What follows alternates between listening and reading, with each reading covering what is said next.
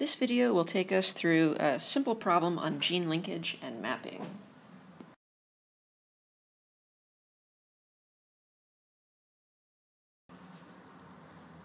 This diagram summarizes the results from Morgan and Lynch's experiment on the linkage of two factors in Drosophila. And this is actually the original experiment on gene linkage in autosomal chromosomes. So they looked at two traits, body color and wing type in fruit flies. So you can see here in the P generation, both parents are homozygous. The parent on the left, the female, is homozygous for both wild-type traits. So she is she is gray with normal wings. The male is a double mutant, meaning he's carrying both mutant traits, black body and just really tiny vestigial wings. Remember, the notation for wild type is the allele for the mutant type with a plus sign up top. In the F1 generation, we see what you'd expect. The male and the female produced 100% wild-type looking flies. Of course, they were all heterozygous, receiving a wild-type allele from their mother and a mutant allele from their fathers. So all of the offspring of that cross in the F1 generation were heterozygous, and that's their genotype. So Morgan then crossed these females with more of the mutant males. So these males, again, that were crossed with, totally mutant. They were black in color and had just the vestigial wings. And then they looked at their offspring.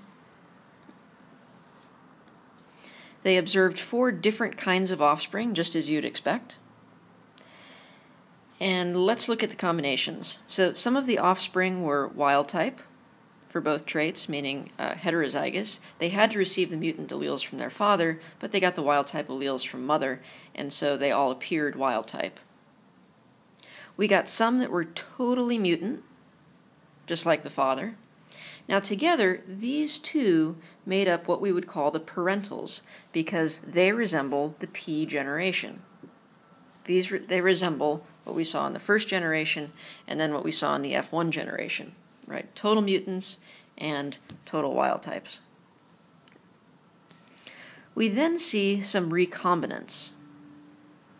So I'll label the parentals with a P and the recombinants with an R. The recombinants show the wild type for one trait, but the mutant type for the other. We call them recombinants because they clearly inherited alleles from different parents, right?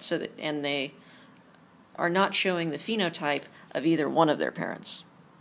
So they're the recombinant.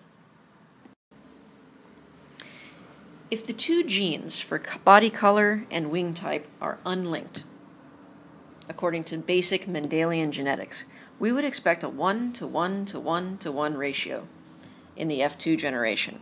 We would expect equal numbers of all 4. And if you don't believe that, you can take a look back on the Punnett square on the previous slide. The Punnett square reveals you should expect 25% of each of those genotypes. Okay. Now let's assume the opposite extreme. Let's say that the alleles for the parental traits, for body color and for wing type, are totally linked. Like they're on the same chromosome and they are so close together that they never ever separate by crossing over. They're never separated. They're so close. Okay, that's another extreme. I'm not saying that's true. But if that were the case, then we would expect all of the offspring to have a parental genotype. We would expect 100% of them to be either wild type for both traits or mutant for both traits, because those were the genotypes of their parents. Right?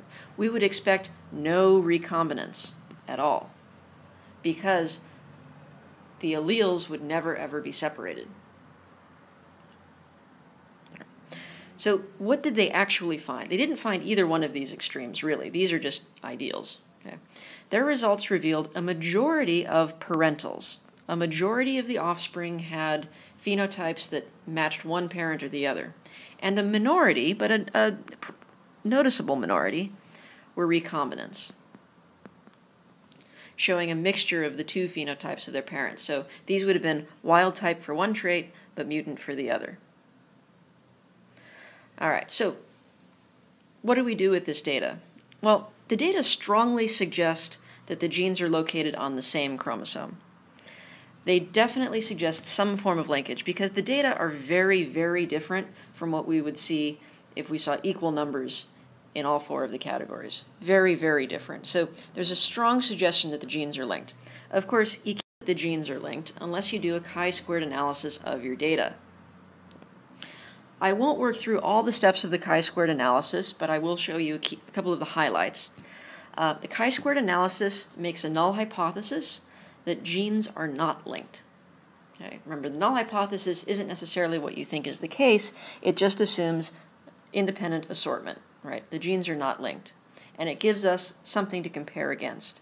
The null hypothesis, in other words, is that we would see this ratio in the F2 generation. We'd see 25% of each group.